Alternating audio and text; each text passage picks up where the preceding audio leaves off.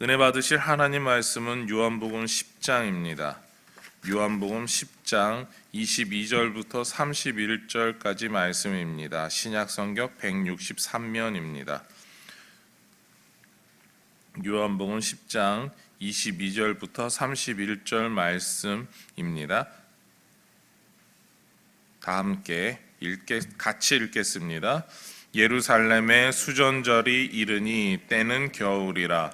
예수께서 성전한 솔로몬 행각에서 거니시니 유대인들이 애워싸고 이르되 당신이 언제까지나 우리 마음을 의혹하게 하려 하나이까?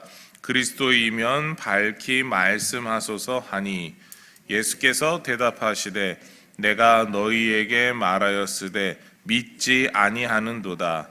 내가 내 아버지의 이름으로 행하는 일들이 나를 증거하는 것이거늘 너희가 내 양이 아니므로 믿지 아니하는도다. 내 양은 내 음성을 들으며 나는 그들을 알며 그들은 나를 따르느니라. 내가 그들에게 영생을 주노니 영원히 멸망하지 아니할 것이요 또 그들을 내 손에서 빼앗을 자가 없느니라. 그들을 주신 내 아버지는 만물보다 크심에 아무도 아버지 손에서 빼앗을 수 없느니라. 나와 아버지는 하나이니라 하신대 유대인들이 다시 돌을 들어 치려 하거늘. 아멘. 네, 오늘 우리가 읽은 말씀을 통해서 나와 아버지는 하나라는 제목으로 우리 하나님 말씀 받겠습니다. 예수님의 육신의 형제들이 예수님에게 이런 말을 했었죠. 예루살렘에 가서 명절에 예루살렘에 가시는 게 더 낫지 않습니까? 라는 이야기를 자주 했습니다. 그렇게 말하여도 예수님께서 하셨던 일은 직접적으로 형제들과 그리고 사람들에게 알려지면서 명절에 예루살렘에 가시는 일을 좀 피하셨습니다. 왜냐하면 유대인들이 예수님을 죽이려고 했기 때문이죠. 오늘 말씀에서 예수님은 명절을 맞이해서 예루살렘에 가셨습니다. 물론 소리 내어서 드러나길 가신 건 아닙니다. 그냥 예수님께서 조용히 가셔서 명절을 보내고 계셨죠. 그런데 예수님께서 이 가신 명절은 수전절이었습니다. 이 수전절이라고 하는 명절은 유대인이 말하는 3대 절개는 아니었습니다. 어쨌거나 사람들은 예수님이 예루살렘에 나타난 걸 보았습니다. 수전절에 예수님이 나타났다. 그리고 이 소문은 퍼지기 시작하죠.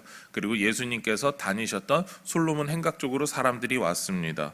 유대인들이 와서 예수님을 찾아와서 물어보게 되죠. 24절 말씀입니다. 유대인들이 애워싸고 이르되 당신이 언제까지나 우리 마음을 의혹하게 하려 하나이까? 그리스도이면 밝히 말씀하소서 하니, 유대인들은 예수님을 향해서 그만 의심하면 좋겠습니다. 추측하는 일이 이제 멈췄으면 좋겠습니다. 왜냐하면 당신이 그리스도라면 그 확실한 증거를 우리에게 이제 알려주시면 되지 않겠습니까? 라고 유대인들은 이야기를 하죠. 이들의 질문에 대해 예수님께서 자신이 그리스도가 맞다라고 이야기를 해주십니다. 물론 예수님께서 내가 그리스도다라고 직접 이야기하시진 않습니다. 도리어 예수님이 누구인가 확인하기 위해서 확인차 왔던 사람들, 그리고 그들이 심부름 보냈던 사람들을 통해서 너희가 듣지 아니하였느냐, 내 이야기를 듣지 아니하였느냐, 나는 맞다라고 하는 걸 간접적으로 알려주셨습니다.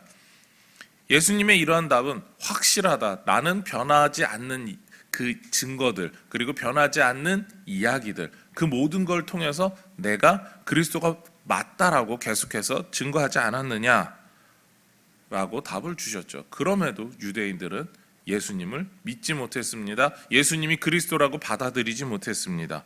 왜냐하면 그들은 예수님을 믿을 수 있는 믿음을 허락받지 못했기 때문이죠. 26절 말씀을 우리 같이 읽겠습니다. 너희가 내 양이 아니므로 믿지 아니하는도다. 아멘. 예수님을 믿을 수 있는 자격, 바로 하나님께서 택하신 예수님의 양이 아니기 때문에 믿지 못한다라고 정확하게 알려주시죠. 무엇보다 예수님께서는 자신이 하나님이심을 말씀하십니다. 30절 말씀 같이 읽겠습니다. 나와 아버지는 하나이니라 하신대. 이 말은 예수님 자신이 하나님이심을 뜻합니다. 또한 유대인의 관습대로 이해한다면 아들은 아버지를 나타낸다라고 이야기를 하죠. 그렇게 본다면 예수님은 아버지 하나님을 지금 이 세상에서 내가 나타내고 있는데 무엇을 더 확신하지 못하느냐라고 하는 그런 오히려 그리스도라고 하는 그 이야기에서 더 나아가서까지 증거를 제시해주고 계십니다. 그러니까 예수님께서 하나님이시다라는 거죠. 그리스도 맞다. 나는 하나님이다라는 이야기를 하신 겁니다. 이렇게 예수님의 답이 충분하였음에도 이러한 사실을 받아들이지 못한 유대인들이 했던 행동이 있습니다. 예수님을 향해서 분노하고 돌을 들어서 예수님을 치려고 하죠. 오늘 말씀에서 유대인들이 행한 두 가지 일이 있습니다. 하나는 예수님을 향해서 질문을 했던 거고 다른 하나는 분노입니다. 유대인들의 질문과 예수님을 향한 분노의 일을 오늘 말씀에서 이야기하면서 사도 요한은 이 일이 수전절에서 있었던 일이다라고 하는 것을 우리에게 강조하고 있습니다. 우리는 수전절이 명절 중 하나라고 생각할 수 있습니다. 그렇지만 유대인들에게는 중요한 날이었습니다. 성경에 특별한 사건이 기록되어 있지 않지만 유대인들에게 있어서 이 수전절은 특별한 의미의 날이었습니다. 여러분들이 성탄절을 맞이하면 우리는 메리 크리스마스라고 인사를 합니다.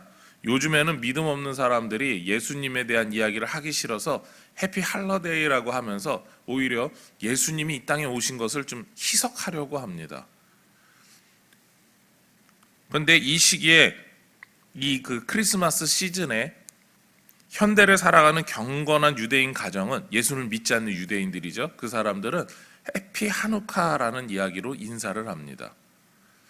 여기서 이 사람들이 이야기하는 이 하누카라고 하는 말은 수전절입니다.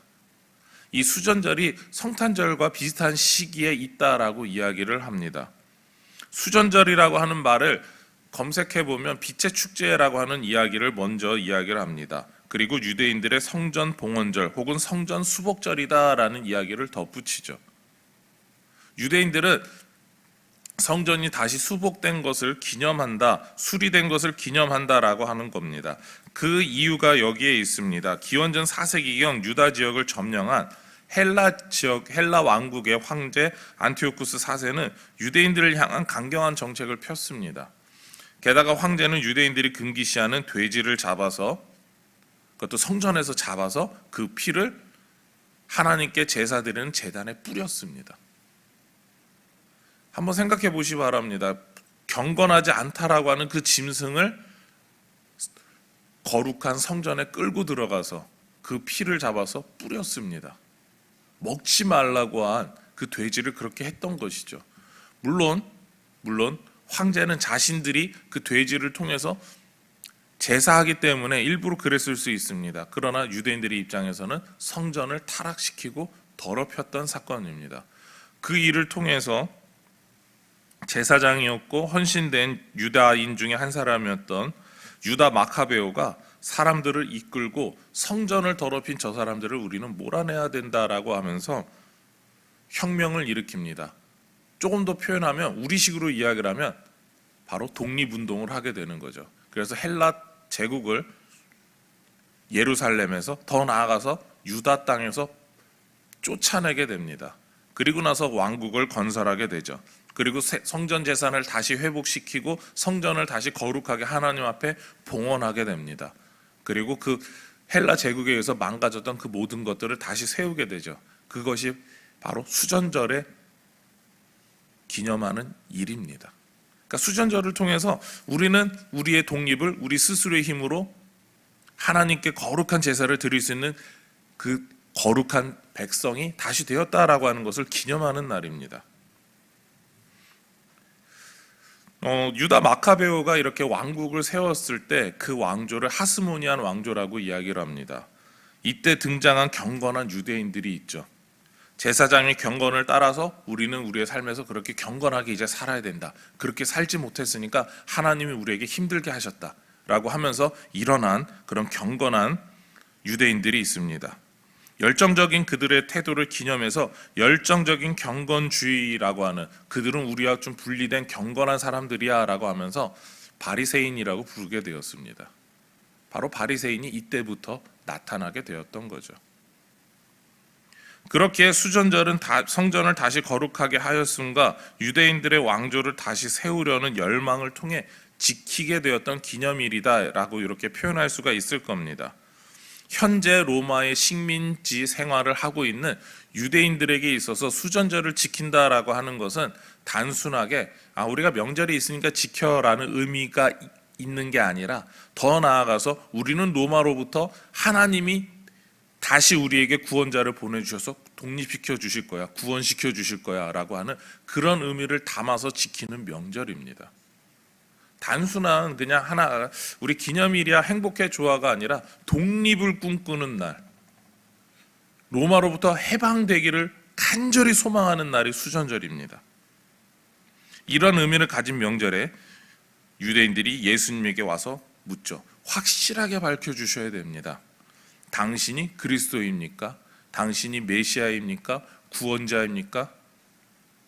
당신이 로마의 이 식민 지배로부터 우리를 구원하실 그 하나님의 선지자가 맞습니까? 라고 묻고 있는 겁니다. 우리는 당신이 그리스도입니까? 라고 묻는 그 질문에서 우리를 구원하실, 죄에서 구원하실 그분이 맞습니까? 라고 생각하지만 유대인들의 질문은 그게 아니었습니다. 당신이 로마의 압제로부터 우리를 해방시켜줄 그 사람이 맞습니까? 라고 전혀 다른 질문을 하고 있는 것입니다. 예수님께서는 이러한 유대인들의 마음을 아셨죠. 그들이 원하는 로마로부터의 해방도 이루어 주실 수 있었습니다. 예수님께서 로마로부터 해방을 이루신다면 예수님이 천사들을 불러서 그냥 가볍게 그 모든 일을 이루어낼 수 있었습니다. 그리고 예수님께서는 로마로부터 해방을 이루는 내가 그 그리스도가 맞다라고 이야기만 한다면 모든 사람들이, 심지어 대제사장들과 바리새인들까지 예수님을 왕으로 옹호하고 나아갈 준비가 이미 그들은 마음속에 되어 있었습니다. 그러나 예수님은 그렇게 하시지 않았습니다. 내가 그리스도가 맞는데 너희가 생각하는 그 그리스도가 아니야 라는 이야기를 너희가 보낸 사람들을 통해서 듣지 않았느냐라고 오히려 다시 대답하신 거죠. 그리고 나서 너희가 하나님의 뜻을 잘못 알고 있어, 내가 하나님의 뜻을 바르게 전하고 있어 라는 말을 통해서 바로 30절 말씀처럼 나와 아버지는 하나이다, 내가 하나님의 뜻을 바르게 전하고 있는 거야, 너희가 하나님의 뜻을 몰라 라는 이야기로 이렇게 오히려 그들을 책망하고 계셨던 거죠. 그렇기 때문에 하나님의 뜻도 모르면서 인간의 생각으로 해방만 외치는 그들의 이야기를 거부하셨습니다. 그렇습니다. 예수님께서는 분명히 밝히셨는데요, 나는 사람의 뜻대로 하지 않는다, 오직 하나님의 뜻대로만 한다, 그 이야기를 하셨습니다. 그러기에 자신들이 하나님의 뜻대로 행하고 있다라고 생각했던 유대인들이 돌을 들어서 예수님을 치려고 했죠. 겉으로 내세우는 항목은 신성모독이었습니다. 어떻게 자신이 하나님이라고 그러냐, 전 거짓말장이다, 하나님의 뜻도 모르면서 하나님의 뜻을 안다고 한다, 신성모독이다 라는 거였습니다. 우리가 살면서 여러 가지 선택과 판단을 하게 됩니다. 이러한 선택과 판단을 할 때 무엇이 더 나은가에 대한 고민을 하죠. 어떤 선택이 후회하지 않을까에 대한 생각에 우리는 때때로 판단을 미루기도 합니다. 그리고 살아온 경험을 토대로 선택을 했다면 우리는 좀 쉽게 바꾸지 않는 그런 좀 모습이 있습니다. 죽이 되든 밥이 되든지 끝까지 가는 게 맞지 않겠는가, 우리는 그런 생각을 할 때가 있죠. 그런 우리가 선택과 판단을 할 때 꼭 해야 하는 검토가 하나 더 있습니다. 때때로 혹은 자주 행하지 않는 중요한 검토의 과정인데요, 하나님의 뜻이 맞는가에 대한 이야기입니다. 여러분들이 오늘 아침에 일어나서부터, 이 새벽에서부터, 그리고 오늘 밤에 주무시게 되는 그 시간까지 여러 가지 선택을 하시고 여러 가지 결정을 내리실 겁니다. 그것이 단순하게 오늘 뭘 먹지라고 하는 그런 단순한 고민, 그리고 또한 오늘 무엇을 입을까에 대한 당연한 고민, 그리고 오늘 누구를 만나고 어떤 일을 행하고 누구에게 어떤 이야기를 들려주고 어떤 겉면의 이야기를 할 것인가, 그런 수많은 선택에 대한 우리는 순간에 항상 놓이게 됩니다.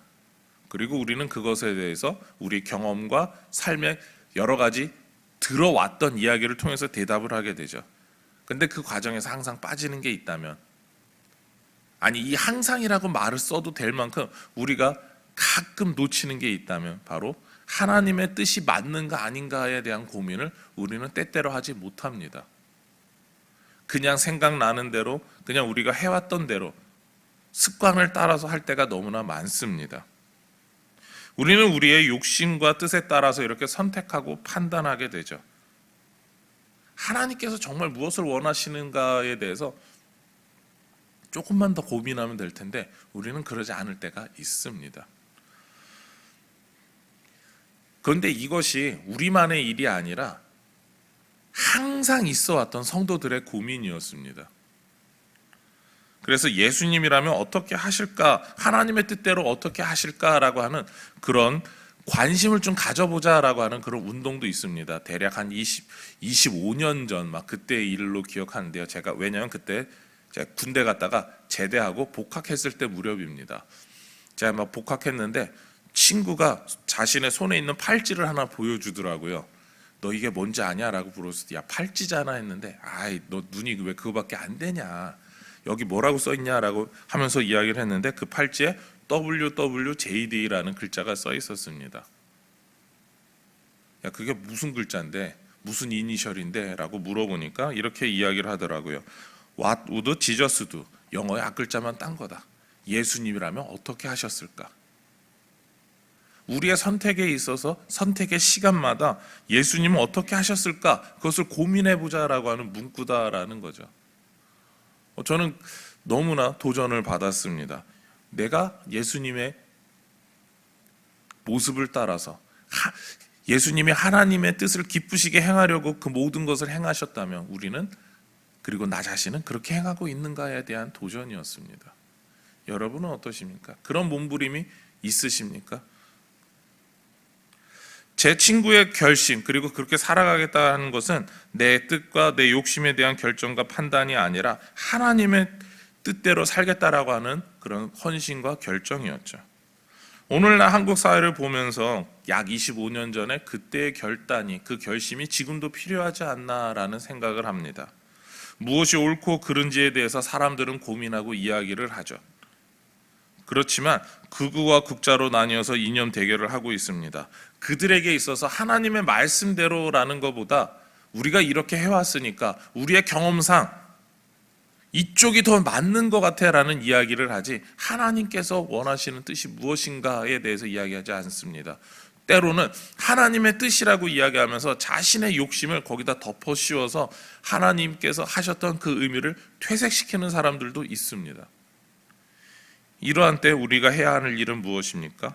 바로 하나님의 말씀입니다. 오히려 하나님의 말씀 앞에서 살아가는 모습을 우리가 우리의 삶에서 보여주어야 한다라는 거죠.